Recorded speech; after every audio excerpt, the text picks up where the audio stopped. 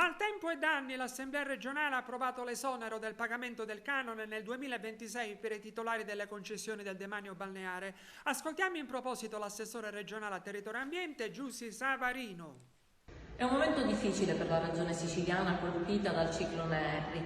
Con il presidente Schifani siamo in prima linea per lavorare anche ai sostegni, nonché al ripristino dei luoghi.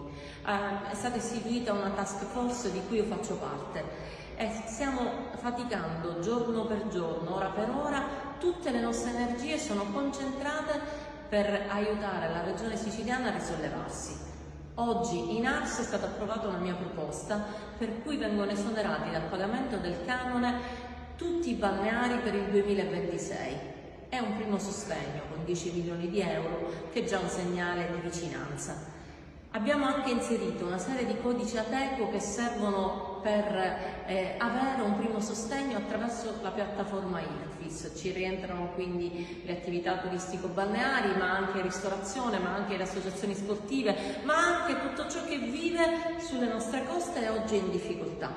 Chiederò a Roma, lo chiederemo a gran voce insieme al presidente Schifani, ma insieme anche a tutta la classe dirigente siciliana, che vengano dimezzati i termini per le autorizzazioni ambientali per velocizzare la ricostruzione, ma anche per velocizzare la costruzione dei pennelli e delle barriere a mare.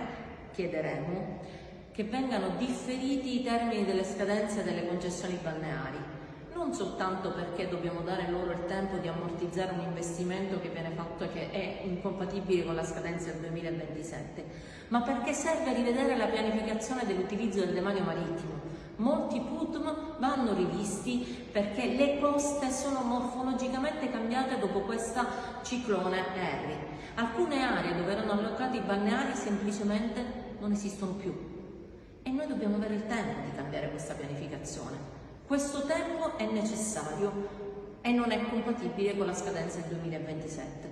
Roma deve darci, oltre che i sostegni che sono arrivati, anche le condizioni per poter fare di tutto per risollevare la regione siciliana.